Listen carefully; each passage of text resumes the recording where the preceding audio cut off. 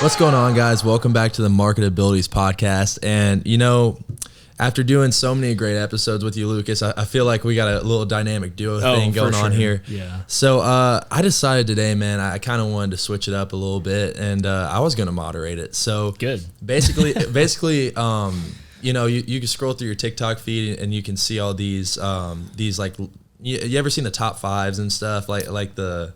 So I'm not actually on TikTok anymore. No, you're not on there anymore. But I think I know what you're talking about. Yeah, so basically, it kind of lists like top 5 celebrity fails or whatever. Oh, okay, yeah. What I have for you today is the top 5 biggest marketing campaign fails of all time, and there's more than 5 I actually have here. I have 22, but I'm gonna save everybody the slack of it. So this episode would be 2 hours long. Oh, dude, we'd be sitting here. Yeah, no, but okay. So I'm gonna get into the first one if that's cool with you. Yeah, go for it. Okay, so the first one we have here is the Starbucks Blonde Espresso advertising. With the release of Starbucks Blonde Espresso, which is meant to be a lighter and sweeter alternative to the standard drink, it became a pretty unremarkable marketing campaign. Their bright yellow landing page advertising the new product read, "Who says the espresso has to be intense? We have 43 years. We have for 43 years, but we're the Starbucks company, so we did the exact opposite." Did you follow that? Okay, so the gist of that campaign was like they marketed their espresso as like they brought in like a tall blonde like actress. Oh gosh. And they were like order the tall blonde like espresso, you know what I'm saying?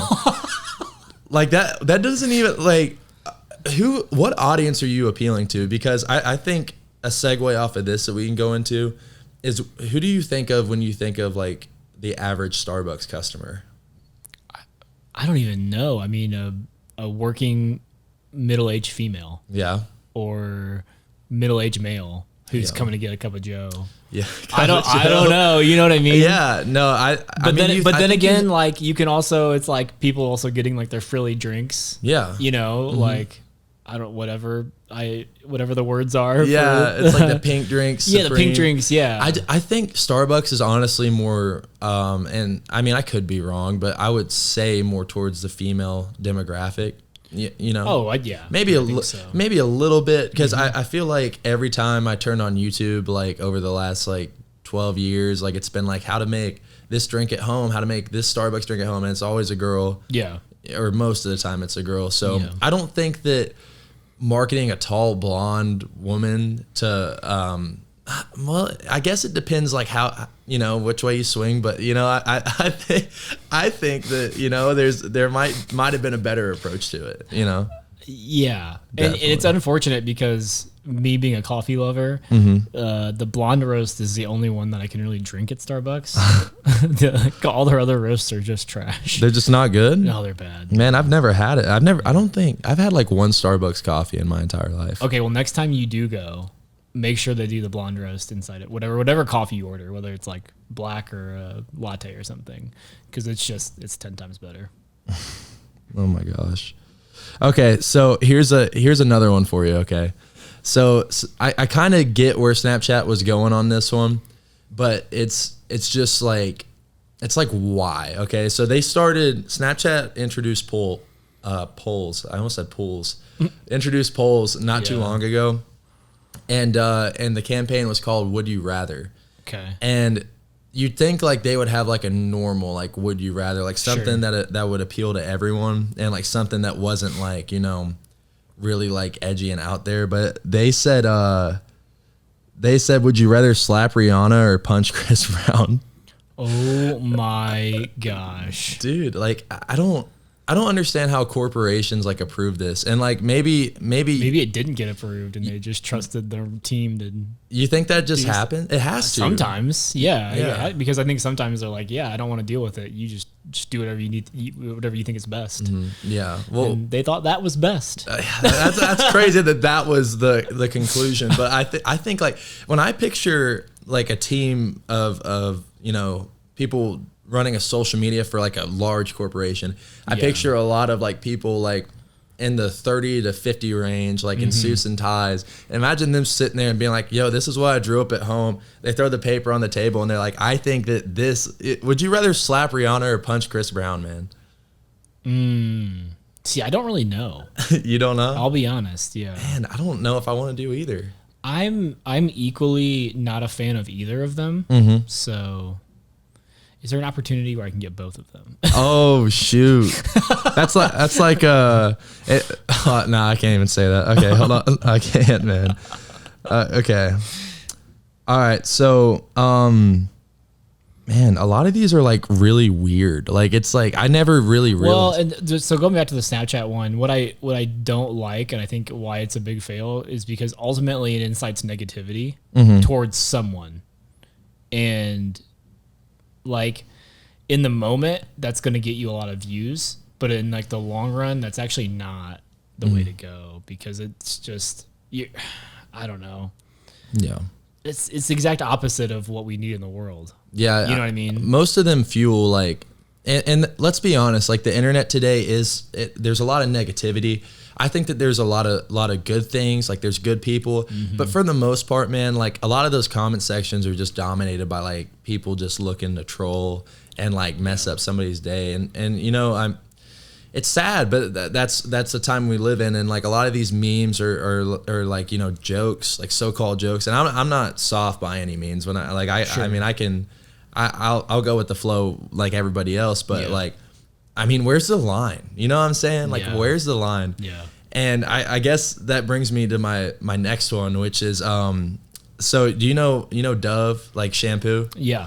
Okay. So they ran a campaign back in 2017, and it was showing like, it was kind of, it became racial somehow. I don't know how. It was like well, everything does. Yeah, definitely. That's the truest statement I've heard. But dude, okay, so everybody has like, you know, different kinds of hairs and stuff, you know, depending on who you are, and like I get that. That's cool, but like they had a African American female, like it was two scenes back to back, and she kind of like pulled off her skin almost and became like a white woman and used the shampoo. Like, dude, what? Yeah. Like, I mean, I don't know.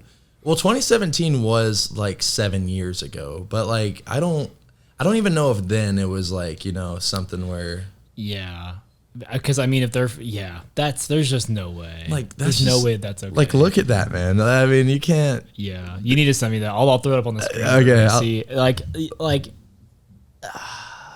like I'm pretty easygoing with that kind of stuff most of the time, and you know I don't get offended really easily. But they're crossing a line there. Yeah, definitely.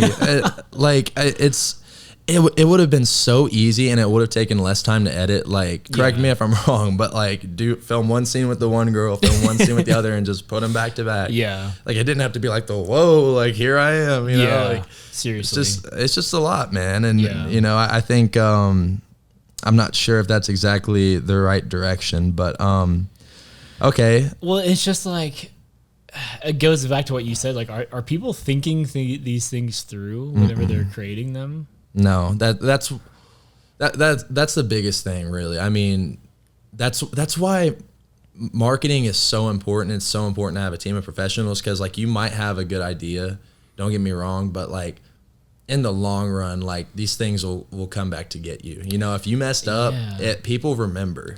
Do you think that some of them do it intentionally? For it to just continuously get views, to stir up like controversy and stuff. Well, and just I mean, it's like it's going back to what we said about McDonald's. You remember what I told you about McDonald's a while ago? How like there's really no point in them running ads anymore. No, like everyone knows who they are. Yeah, they don't need to, but it's a subconscious thing where it's like if you're thinking like I need to get food or whatever, I'm traveling, like. Constantly seeing the name McDonald's coming up in your feed or whatever is just going to remind you that like, oh, I know what that tastes like. You know, it's going to taste the same every single place that you go. It's the same with Starbucks. Yeah. And so it's a subconscious thing. Like you just see it and then you're like, okay, I kind of want to go to McDonald's all of a sudden. Yeah. Even though it's like, it's only because you've been seeing it, you know what I mean? In the background. And so I think maybe that's what Dove is trying to do too. Is like their name's going to get tossed around a bunch, and then they're going to see a Dove product that they might like, and it may have nothing to do with the shampoo or whatever. Yeah, it'll be like a deodorant. I mean, you know, I heard something a long time ago, and it was I don't know how true this is, so don't quote me. I heard all publicity is good publicity. and you know, I think that goes, you know, two ways. Like you can walk the line, you can just kind of play with it a little bit, and then like you get lucky and you fall into that side where it's like, okay, like, you know, we got some traction. A couple people are mad, but most people are like, yo, like, let's go. You know, you took a risk and it paid off. Yeah. But the other side is cancellation. It's your stock dropping. It's loss of sponsorship. It's your reputation. Yeah. That's probably the biggest one. Like, like I think that's the biggest thing is like people don't understand is like reputation takes a while to get. And to earn, but it can be taken away in a moment. And like, you got to ask yourself, is that worth it for more money? Yeah. Well, I mean, I feel like all like corporate places are kind of just. I wouldn't say all. That's too broad. That's a generalization. I don't want to do that. I want to say that like, I'd say most like giants, sure. Most giants. Are probably, I'm not saying the person who owns it, but like once they get that big, they become a machine. Yeah. And it is like, how do we maximize profits? How do we maximize efficiency? Okay. Like, well, it's because you're answering to so many people.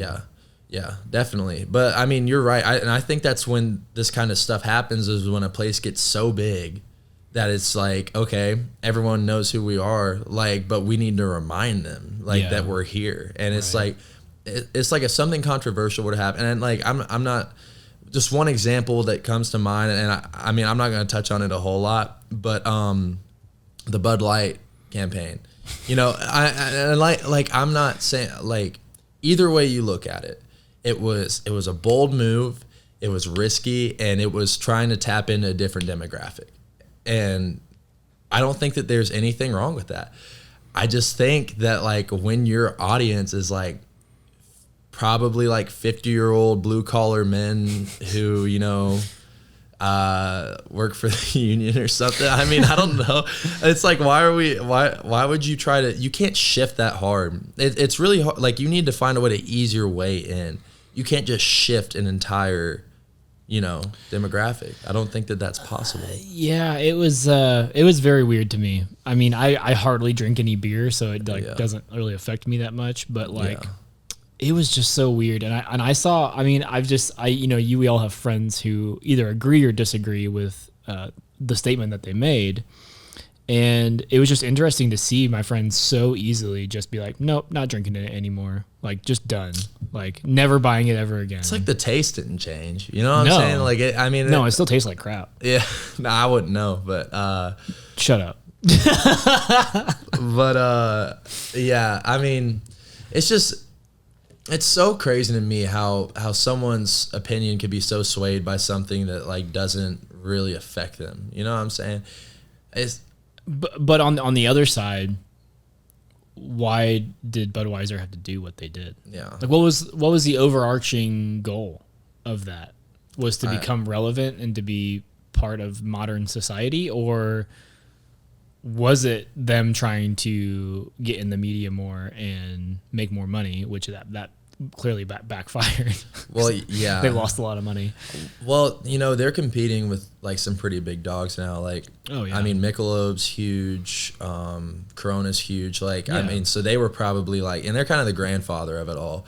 But it was like a desperation to like jump back in the saddle, I think. Yeah. You know? And I respect the risk. Right. I respect it because I mean, even we have to do. I'm not saying we do it to that extent, but we need to start taking risks. We need to start trying new things, you know. Yeah. And it's really, I mean, a lot of things in life you're not gonna get the full thing out of unless you go all in. You know, you can't 1 foot in, 1 foot out. It doesn't work. Yeah. Like you have to either be all in or all out. You decide, and that's what they did. Yeah. And true. You know. Yeah, and I mean, I'll hand it to him. You know, you do have to take risks because I mean that's that old and true statement: no risk, no reward. Like that's valid. Yeah.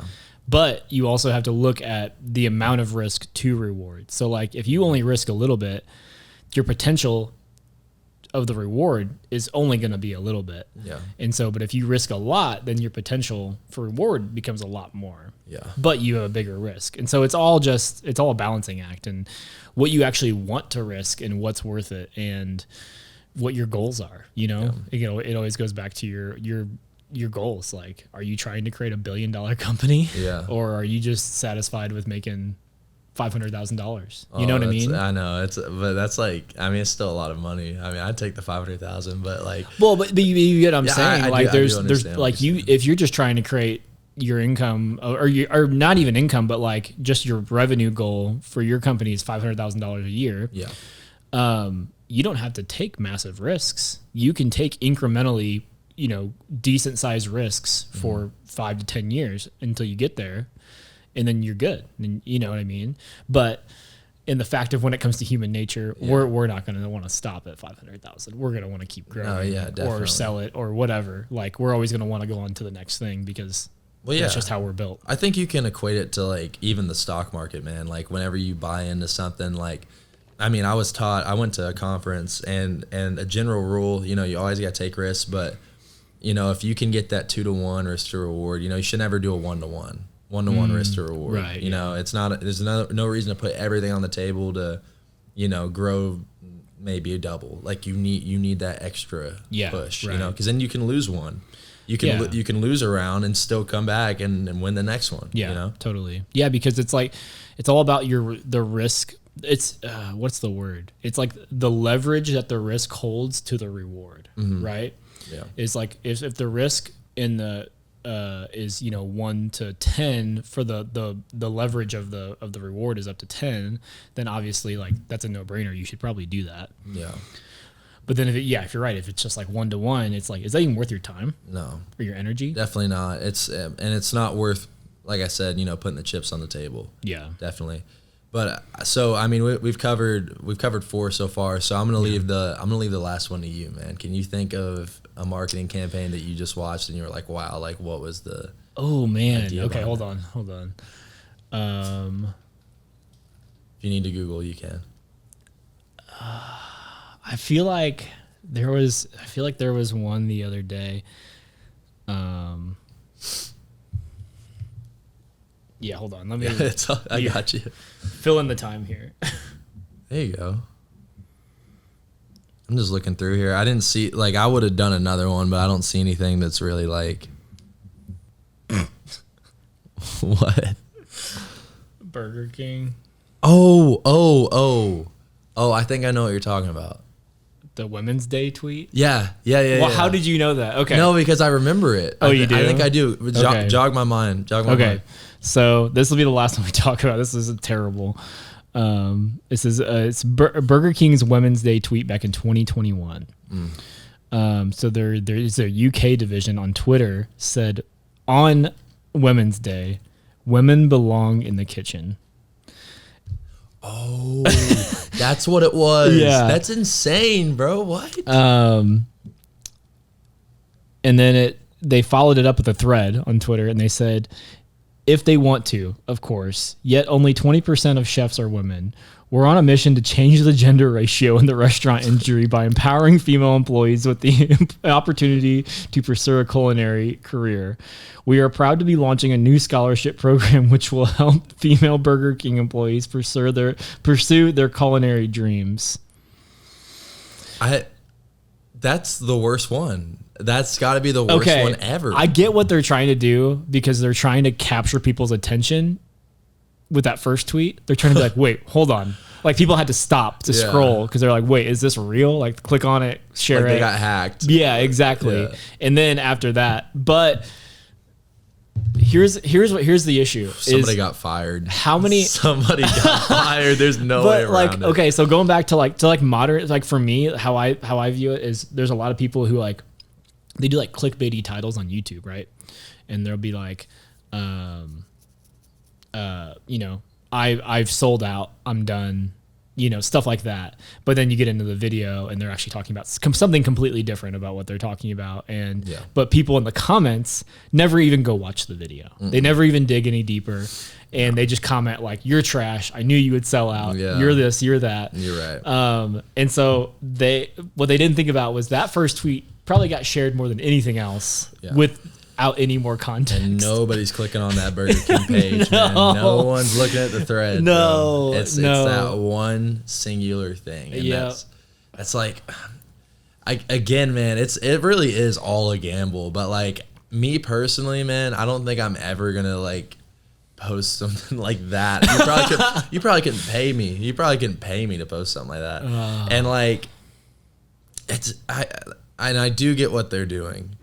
With that being said, their marketing manager lost their job that day. But like, it's like, I just don't like getting the kitchen is crazy. How about this? How about like, you're Burger King. You already have a platform.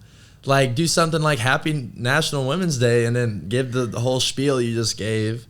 Like, don't chop it up. Like, what's the... Yeah, well, that's the other thing is, like, they started with, like, a very negative thing. Yeah. And then brought it over to positive.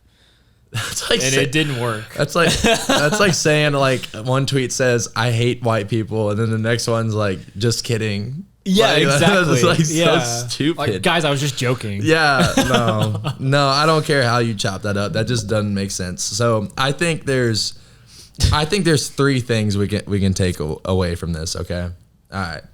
So I think the first one is you can always proof your projects. Okay, so like you have to. Yeah, you have to run it by people. I mean, if you don't have like a lot of friends or even a staff yet, go ask your mom, go ask your dad, go ask your dog, your goldfish. Bro, just DM somebody on Instagram or something. Like, hey, bro, do you think that this is socially give me your honest opinion. Appropriate? Yeah. No, definitely don't release it to the masses like instantly. And then I think the second biggest thing we can definitely take away from this is like you don't need to fall out of touch because we live in a world today where everything changes so frequently, like the standards, what's okay, what's not okay, and like I think the spectrum flips a little bit too every day in terms of like I don't know, I'm not like not politically, but like like really conservative and then like liberal, you know what I'm saying? Sure. Like they go back and forth every day. Yeah. So just kind of keep up with that, and then you can figure out, okay, which side can I tiptoe on, and like how do I play to everybody. Yeah. And then I think the last one, honestly, is, you need to pay attention to like current events.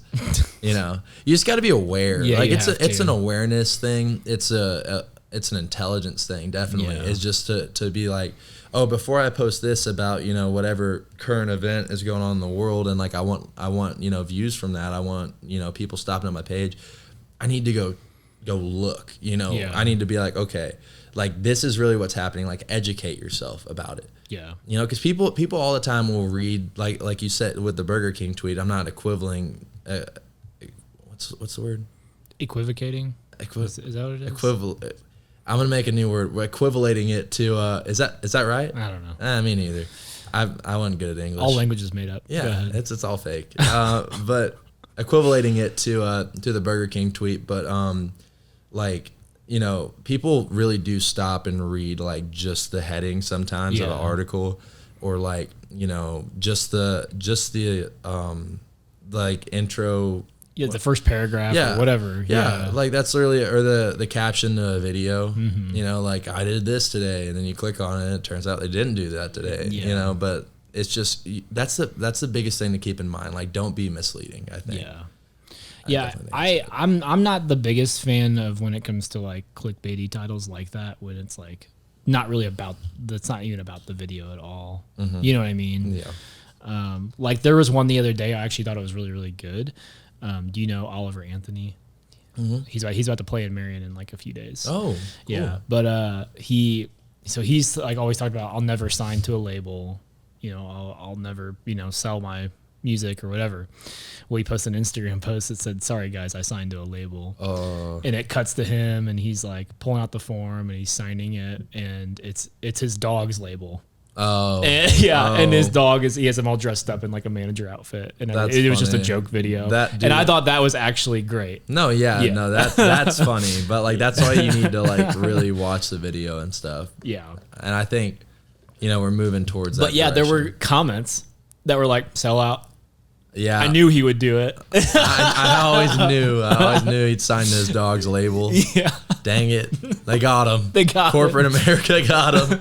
The dog in the suit. Well, I think that's all I got, man. Yeah, I think that's it. Don't forget to follow us, guys, on social media. We're on Instagram, YouTube, Facebook, and of course, all the full episodes are on our YouTube. Check it out. We love you guys. Love See ya. y'all. Peace out.